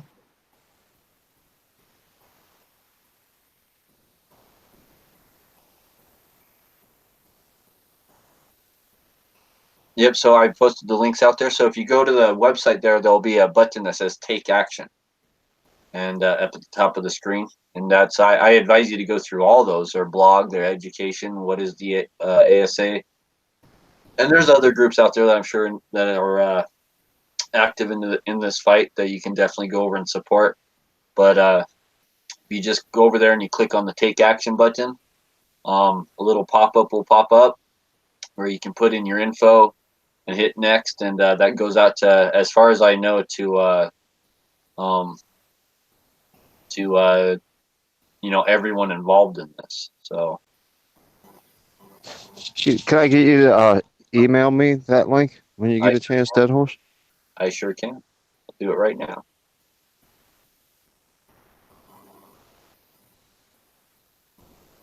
Oh, Hell, okay. you might as well stick it in the side chat too. Okay. There's that. Oh, it looks like I got another story that was emailed in. Looks like this one might be a good one. Let's see here. What is this? This is coming from Patriot in the Dark. Ooh. This one also comes out of Detroit. Woman in wheelchair fires taser at McDonald's employee. So, a woman in a wheelchair, upset about the wait for her fast food, fired a taser at a McDonald's employee Thursday in Midtown, Wayne State University police said. The incident occurred around 5 p.m. at the restaurant near the university on Woodward and Willis. Several police vehicles responded to the scene on reports of shots fired. When the campus police arrived and a clerk told police the woman had fired a taser, Police Chief Anthony Holt said. The woman admitted to officers she had deployed the stun gun, saying her food was taking too long and the cashier was rude to her. Holt said the woman was angry, yelling at and refusing to help the officers. The taser prong missed the employee and hit the wall, Holt said. The woman was briefly placed in custody and removed from the restaurant. Holt said investigators are reviewing the incident and the woman could be charged with aggravated assault. I thought in Michigan it was illegal to carry a taser. I may be wrong, maybe another state, but I know somewhere that I've heard people saying that. I thought it was You know what? I want to Patriot hear someone from Michigan say that too. I saw a Patriot or Squib one said it was illegal to carry a taser in Michigan. Maybe it's illegal to carry it without a concealed weapons permit, right? Yeah, the weapon, something like that. And it may just be a portion of the state because I think a lot of their hunting rules, there's a divide in the state on all of that stuff. But I'd have to ask Squib.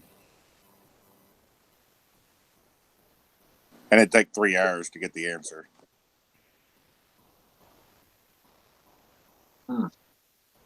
What, man? Can you imagine that just being some probably young kid at Mickey D's, just flipping burgers, or you know what I mean? And because that's usually a job younger people have, and can you just imagine just someone being so upset that they're waiting for their Big Mac that they shoot a taser at you? I mean, I do feel their pain. Sometimes I feel like I should tase some people at McDonald's also or other fast food restaurants, but I typically control myself. If I'd had a taser at my visit to Whataburger in Tulsa, I don't know. I probably would have. You might have used it. Damn staff. The story, Tony. Oh, I was out there. Everybody says how great they are. I go in this damn thing, and they accidentally give my order out of the drive-thru twice. I'm standing at the counter waiting 20 freaking minutes. And I'm like, it wasn't even all that great in the first place after I finally got it. Did they at least hook you up with a free shake or something? Usually, if they offered, but man, I'm freaking not wasting my diabetic splurge on freaking fast food. I thought he was going to say he didn't have another 30 minutes to wait. I mean, I had a banana split the other day from Culver's, and I told them I want it with chocolate, caramel, and marshmallow on it instead of the strawberry pineapple crap. They bring me one out there with the chocolate, marshmallow, and caramel and strawberries on it. I said, that ain't what I ordered. And within like 2 minutes, they had the right one there. But I mean, Whataburger gave mine away freaking twice. I mean, I eat at Whataburger at least once a week and never have a problem. But just saying.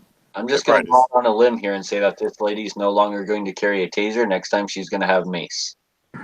She's not mixing with the pepper Or spray. a gun. I don't know if mace is a good idea though. She might actually hit somebody with it. Well, no, that's why I say that from her perspective, she's probably going to go get pepper spray because she's like, oh, the taser didn't work. I obviously missed my mark with that. So, yeah, I bet you she starts carrying pepper spray next. It amazes me though how people say, they just admit to all this. Like, these people are just like they're still in the right for doing this over a sandwich. Okay, so Patriot clarified out there. He said stun guns are illegal. Tasers that shoot probes are fine if you have a concealed pistol, CPL, concealed pistol license, I'm guessing. See, that just amazes me because stun guns are, not really anything. They just sting a little. I mean, they're not even going to put you on the ground, most of them. I mean, there are some that are good, but most of the cheap ones you see at gun shows just, they hurt a little when it gets jabbed in your side at a Tulsa motel. Uh-oh. So we have a good father alert going on out there. I guess why Midnight Range sitting here listening to the early watch, his little guy just helped clean his first gun. Excellent. Bravo, Midnight. Way to raise them right. Teach your children well. That's awesome. I love hearing that. That just brightened my day. Yep. That's something you'll probably never forget the first time they sit down and clean their first gun. Boy, he took him fishing yesterday. He's cleaning guns today. Jeez. He's raising them right. What can I say? He's raising The guy them will right. be bringing home a 12-point buck tomorrow. Probably. Before you know it, I'm sure that he's going to be like, hey, look at the deer he just got. I have a little word of advice for Midnight, and this is in all seriousness. Enjoy that now, because it seems like just yesterday my son was that age, and now he's 14, so enjoy it now. Yeah. Now, like when they get to that age, 14, 15, 16, it's like you'll be glad when they leave the house for a weekend. And you're, yes. They're gone for the whole weekend. Yes, you're like celebrating. You feel like Tom Cruise, sliding across the floor. You're like, yes. And now my son's pretty good. My daughters, though, I pray for the day when they have camp or anything to get out of the house. They wear me out. It's like honeydews times 3 with the daughters, right? Like, because they're just like the wife. Like, Dad, do this. Dad, do that. Dad, will you help me with this? Yeah. Yep, There's and a I man had with all the 4 of them. answers. There's the man. So, Good Patriots, morning, troublemakers. no stun guns, huh? In Michigan? Stun guns are illegal because they leave no trace as far as who did it. So they figure some bad guy can walk up behind you, stun you, and steal your purse like they do in the movies. Tasers shoot out confetti that has serialized numbers that are tracked. So they can actually go back and say, hey, who got this such and such lot number or whatever.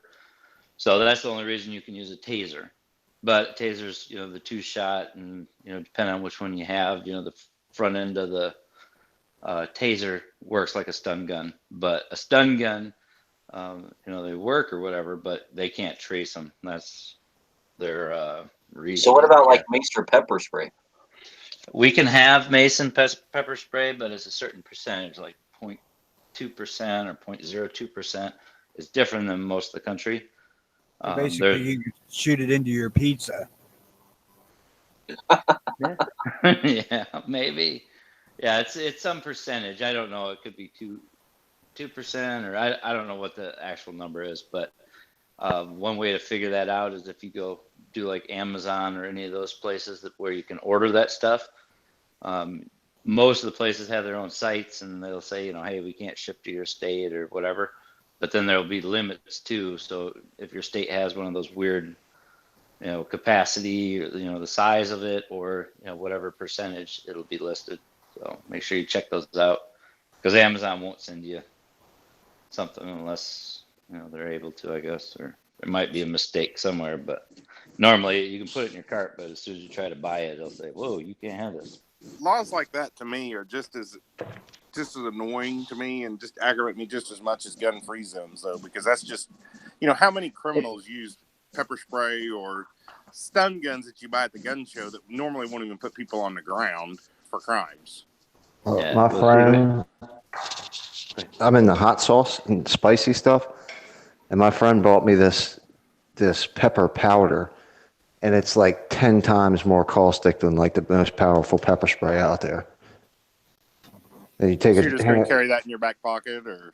Well, I'm afraid to take it out of the bag because it's so nasty, and I don't want it ruining my house. But if you throw that in somebody's face, they're in some serious trouble. Well, to me, that's just, and a lot of that to me is disarming women more than anything. And I'm not trying to be sexist or anything, but for the most part, more than likely, it's a woman that carries pepper spray or a taser. Am I not right about that? So it's just disarming them to an extent. Yeah, they're still offered here, but I think it's like the size or something. I've never really looked into pepper sprays or whatever, but it is allowed here. It's just not. I don't know. Some kind of limit on there for sure. And obviously it depends on the stun gun too. I mean, I've dealt with those before, out of state, of course. Nothing that was illegal where I'm at officially. But I did hear if you took a stun gun and you hit the floor of a shower room, it'll drop more than one person. You just heard that though, right? I did hear that somewhere.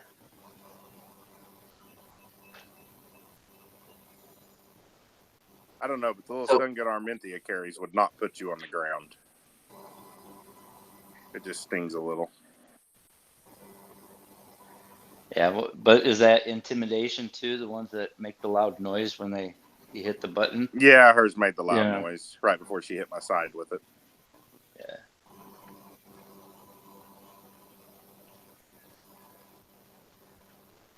They've changed Girls, a lot. Go ahead. If you're going to carry something that shoots projectiles out of it, make it the real damn thing.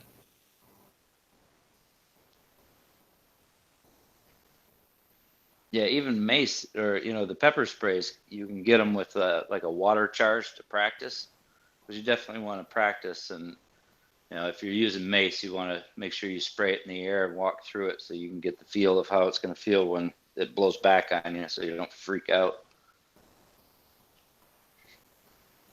Because they're not that bad. No. Just but they breathe will through they it. will Don't turn a hold your dog breath. in a hurry. That's the only thing I ever pepper sprayed whenever I carried it on my belt as a law enforcement was a dog, and they will turn a mean dog because I thought I was going to shoot the dog. Shit, back when I rode bike all the time, bicycle that is, I carried a squirt gun with ammonia. That'll turn a dog. That's why I carry maces or pepper spray when I'm walking with my little dogs, is because I don't want to shoot a dog. And when some big dog comes after us or whatever, and granted, it's not something that's like a daily occurrence or anything, but it's happened once. And I don't want to shoot a dog. I don't care. I don't want to shoot any dog. I don't want to have to do that at all. So I'd rather just, and you might not even have to spray that dog. Their noses are so sensitive. You just spray it in the ground in front of you, basically, and that can stop a big mean dog. It really can. Just spraying it on the ground in front of you. They see that and they instantly smell it, and they're like, nope. You don't even necessarily have to spray them. And that was what it was with ammonia. You didn't have to hit them with it. Yeah. You don't even have their sense of smell is so great. You don't even have to hit them with it. You just spray it in front of you, and that'll turn a big mean dog right around, boy, real quick.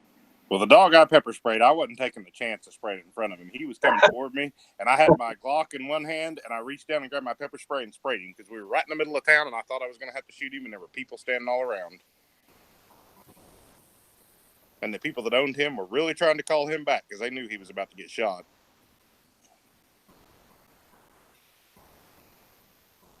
What's bad, though, is about 6 months later, our chief of police actually shot him with Double Up Buck, the same dog, because he tried to attack him he was trying to attack kids walking down the street, and he walked up and he came right at him.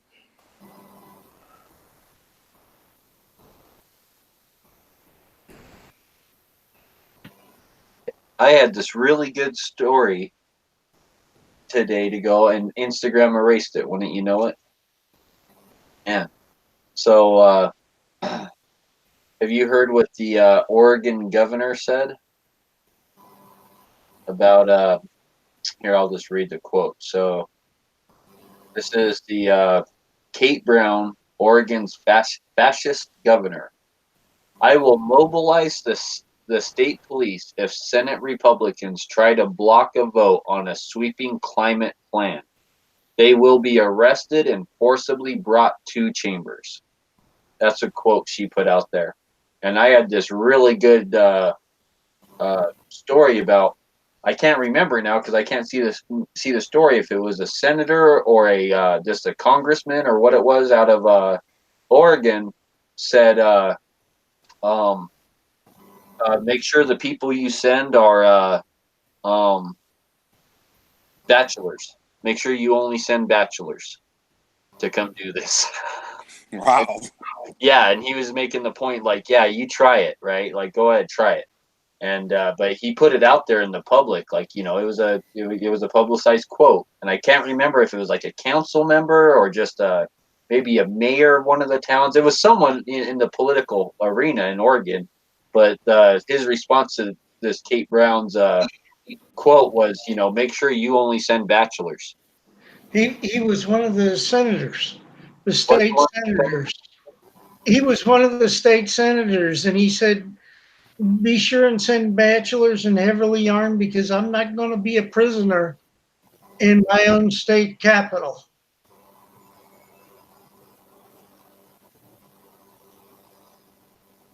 I'm seeing if I can find the exact quote. I read, yeah, it was something like send bachelors that are heavily armed or something. And then he went on to say, I'm not going to be a prisoner in my own state capital. Also, since Patriot in the Dark is here, he put up something on the paid front page at Gun Channels about New Zealand. And the thing that got me about the story of the people in New Zealand who were upset with the government and their buyback is they're only upset that the government isn't going to pay them enough money. They're not upset that they're just going to take their guns. That's the most frustrating thing in the world, though, to me, right there. They called it a buyback. You cannot buy something back you never owned. Yep. Here's the exact quote. So after that, Brown had made that statement. This comes from Senator Brian Boquist. So send bachelors and come heavily armed. Senator Brian Boquist, a Republican from Dallas, said late Wednesday, as the prospect of a walkout loomed. I'm not going to be a political prisoner in the state of Oregon. It's just that simple.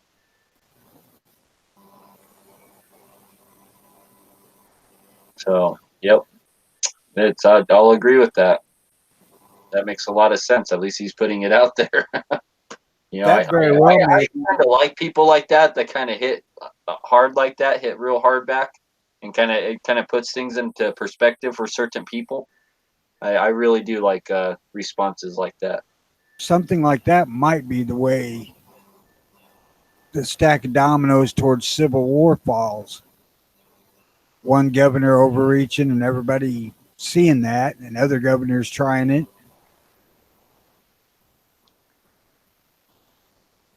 So that's just really sad. Like, how can this lady even be the governor of Oregon with saying that just putting that out there in the public and making these quotes like that? Like, how these statements, how can she even be? That's just so sad. I mean,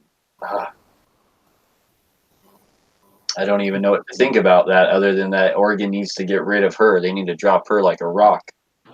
Well, she's a social democrat and she's laid down the law, and now they have to obey her. They have to come in and vote for her Green Deal. And what else could it be? I wish people could see that this is only the beginning. If she's allowed to do this, what are they next going to make you do? That's absolutely right. And G Webs is over there on Gun Channels going crazy in the chat.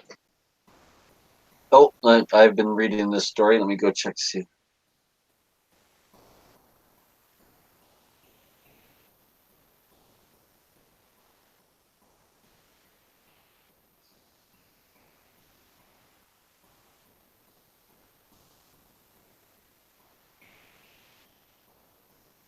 Is our role to observe, or are we free to work for change? Have we built a community focusing on doing rather than just observing? Is the early watch just the view with dudes, or is it a tool?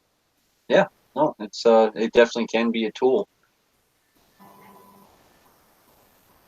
Wouldn't be the first time I've been called a tool. I thought he was going to say he wanted to be Whoopi. I don't know.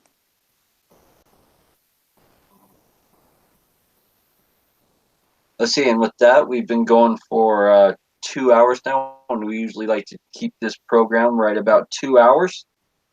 So I'll go through the panel with any final remarks, shout outs, or anything you want to promote awareness for. We'll start on my far left with John Brown Productions. You might have a video coming up for us shortly.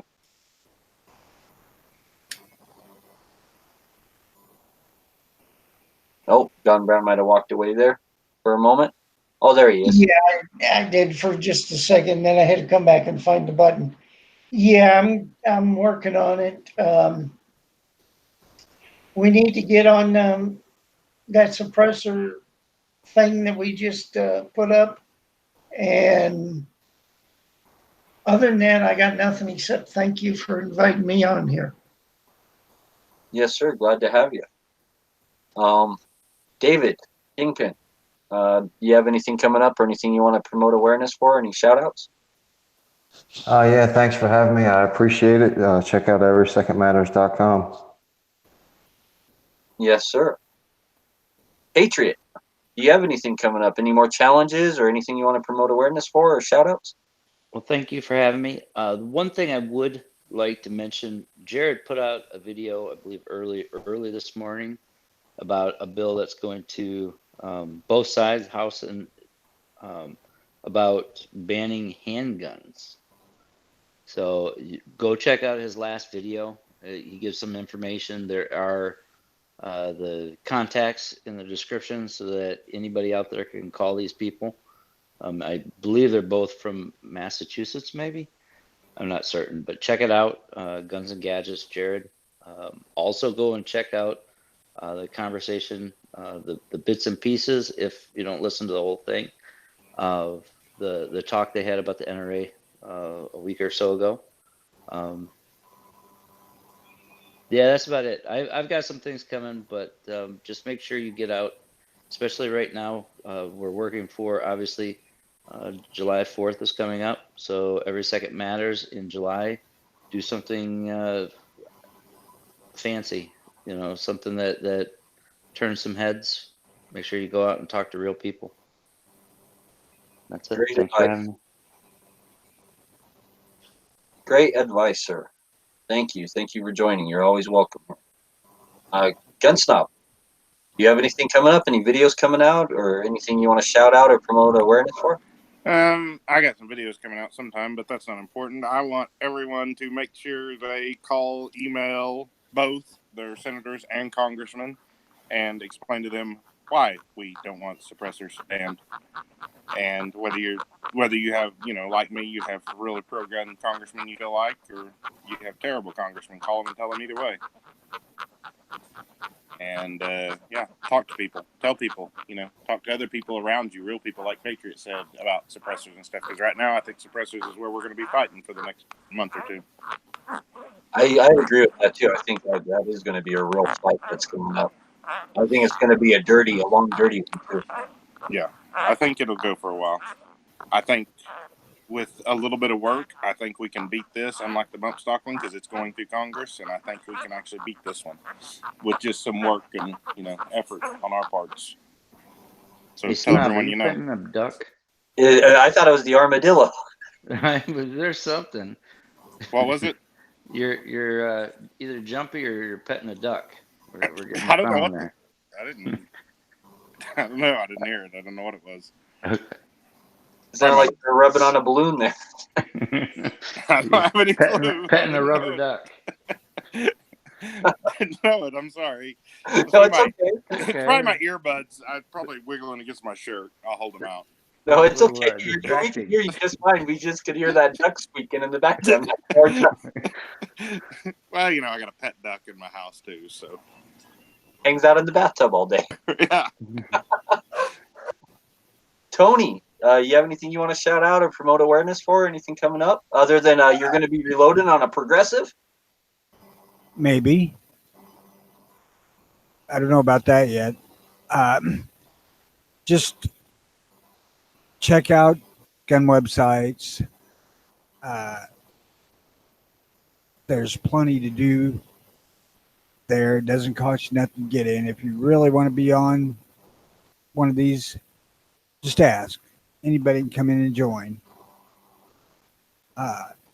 Be happy to have it. And with that, I want to say thanks to the guys that come in here too, because you make it a heck of a lot easier. Just remember, it's gun channels, gun websites, a person. Oh. I don't pay no attention, man. I got a freaking shortcut on my desktop. I don't have to look. No problem. Patriot doesn't have to G look may either, want but he people knows. checking him out too.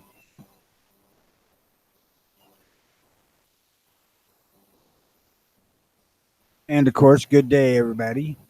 I got a couple things I want to throw out there. So the first thing is go to Indiegogo. I posted the link out there for the patch batch for the Kalish patch batch.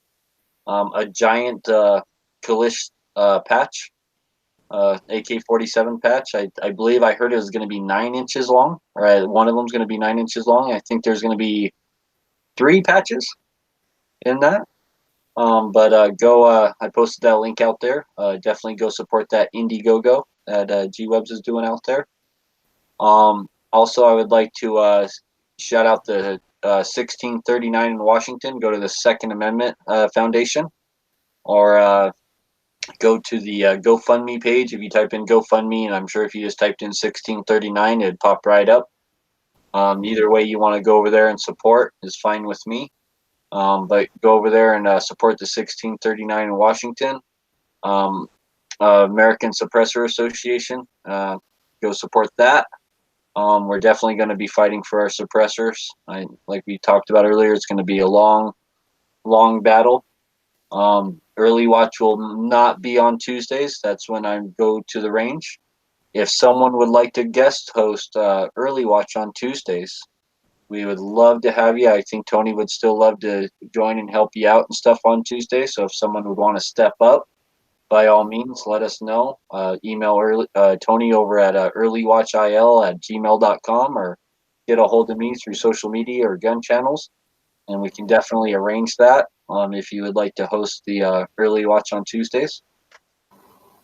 And then I would like to leave you guys with just a little quote for the day. Grief, I've learned, is really just love. It's all the love you want to give but cannot. All that unspent love gathers in the corner of your eyes, the lump in your throat, and the hollow part of your chest. Grief is just love with no place to go. Have a good day, everybody.